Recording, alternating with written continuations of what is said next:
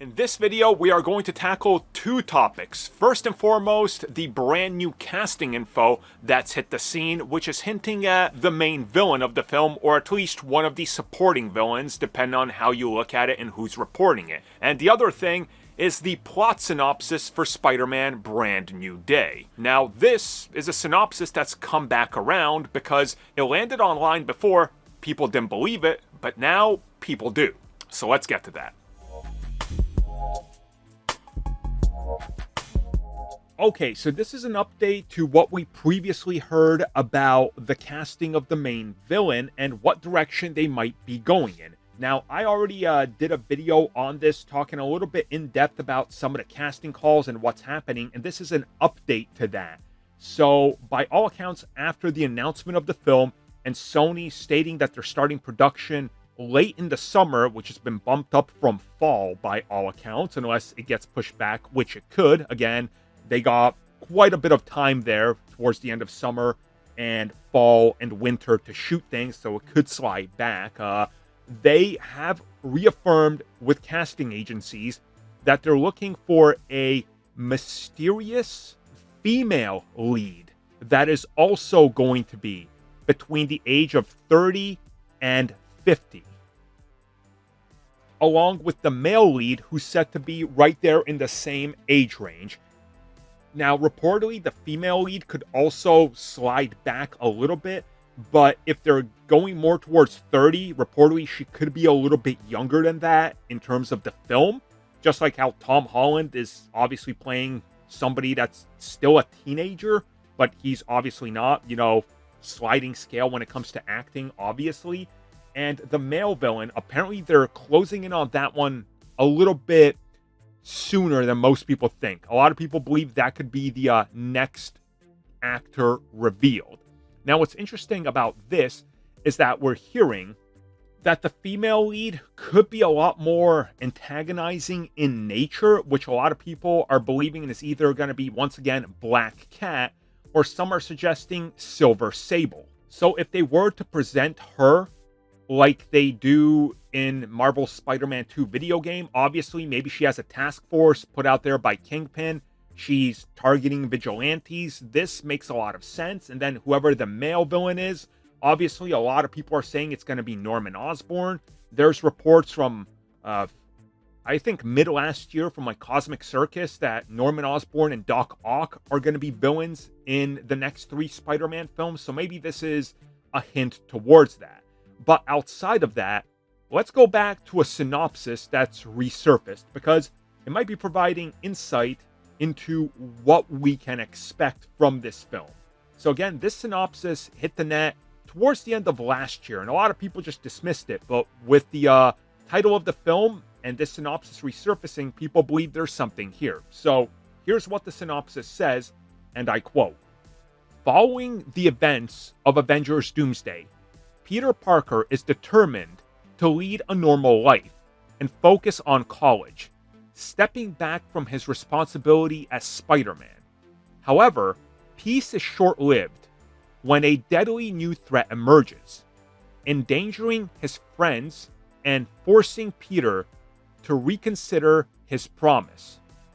With stakes higher than ever, Peter reluctantly returns to his Spider-Man identity and finds himself teaming up with an unlikely ally to protect those he loves."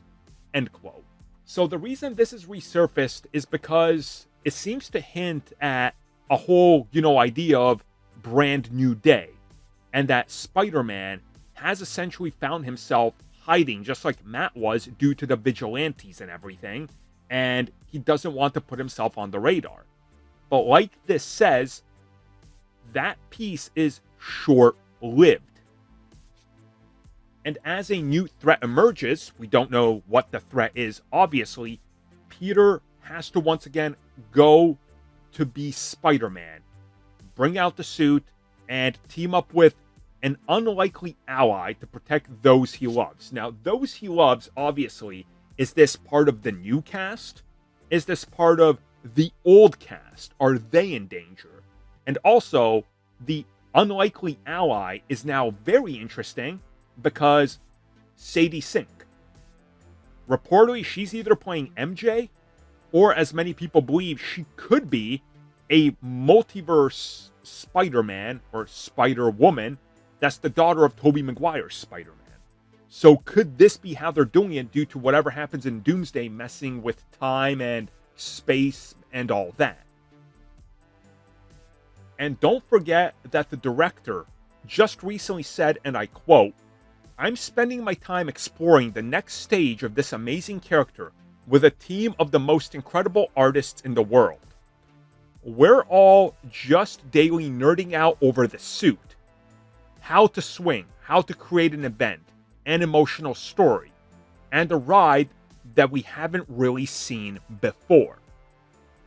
So, again, I'm just looking at this, and I'm thinking that there's a lot more to this than meets the eye, as many people are looking at it.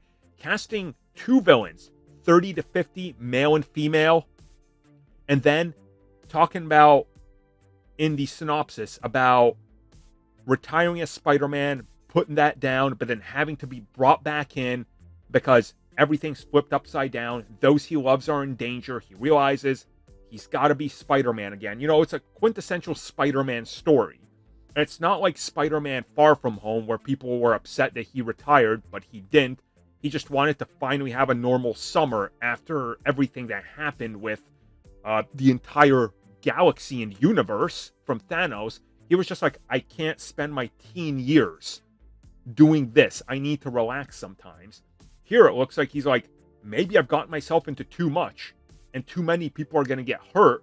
And then suddenly, those he loves are again in the crossfire, despite him not being Spider-Man anymore. So with great power comes great responsibility, and he's really gonna be out there doing his best to protect everybody. So it's looking like we're definitely going in a direction for Spider-Man that, as they suggested, is a soft, creative reboot. And you get that from the sense of everything. And make no mistake about it, this has to be, like Daredevil Born Again, a reboot in nature that if you didn't watch the last 3, you got to jump on for this one and just be in for the ride. And they'll quickly catch you up with things and events that have transpired. But if you haven't seen them, you know, they're not mandatory. They'll explain it. So I'm cool with that. I'm excited by everything we're hearing. The film is sounding awesome. So stay tuned, as we're going to learn a lot more rather soon if production is starting this summer. Thank you for checking out that video, and thank you for your continued support. Feel free to like, share, subscribe, do whatever you will. And if you're so inclined and would like some additional content from us, which includes unfiltered content and bonus discussions, we do offer exclusively in our member section. We hope to see you there. So thank you for watching, and have a good one.